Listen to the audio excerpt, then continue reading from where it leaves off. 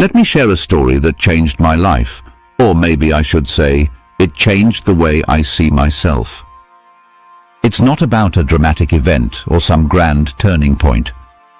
It's about something quieter, something subtle, something that used to eat away at me every single day. It started with a look, or a comment, or a pause in a conversation. You know, those little moments when someone notices something about you, your weight, your skin, your walk, your clothes, and they don't even have to say it outright. Sometimes their silence is louder than words.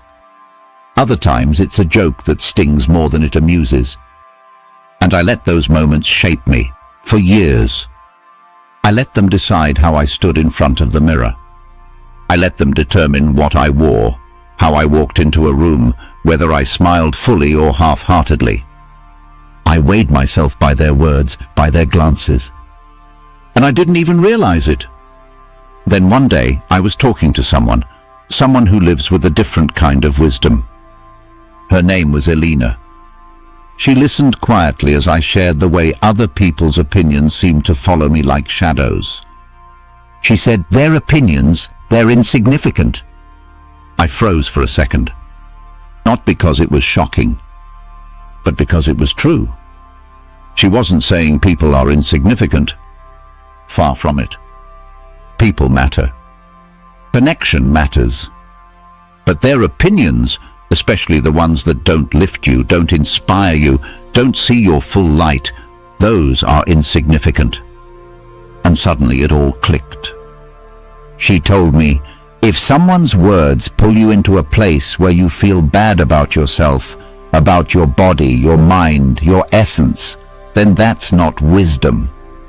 That's noise. That's interference. And it's not your job to carry it. She asked me this simple but powerful question. Why would you let someone else's passing thought become your lifelong burden? And I couldn't answer. Because I had no good reason. Only a habit, a pattern I had learned, like so many of us do, from a world that teaches us to seek validation like oxygen. Elena encouraged me to practice something radical, to think my own thoughts, to repeat them, to believe in them, to train my mind to be loyal to me. Not to the shifting winds of public opinion or fashion or culture or what someone said in middle school. She said, you need to get so steady in your own perspective that even when others throw their insignificant opinions at you, they don't stick.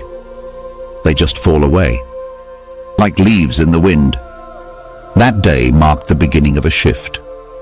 I started small.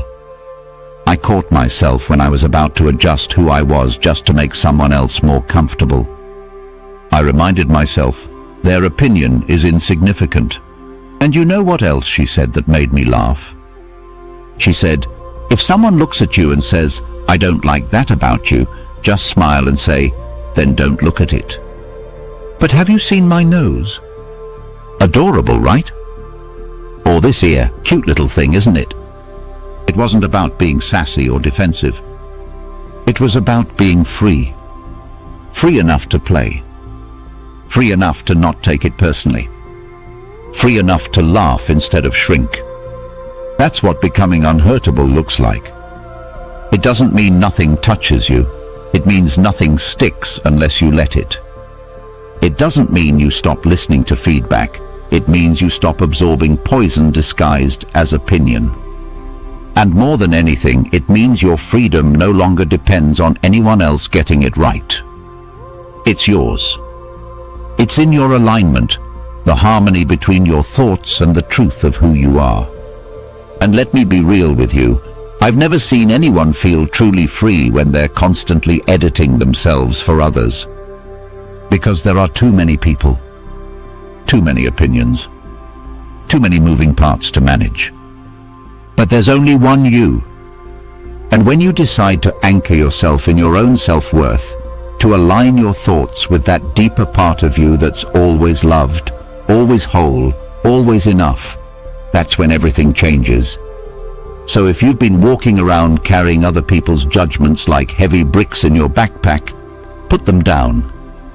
They were never yours to carry. Let their opinions be what they truly are, insignificant. And let your own voice, kind, wise, steady, rise above the noise. That's not arrogance. That's self-respect. That's peace. That's freedom. That's power.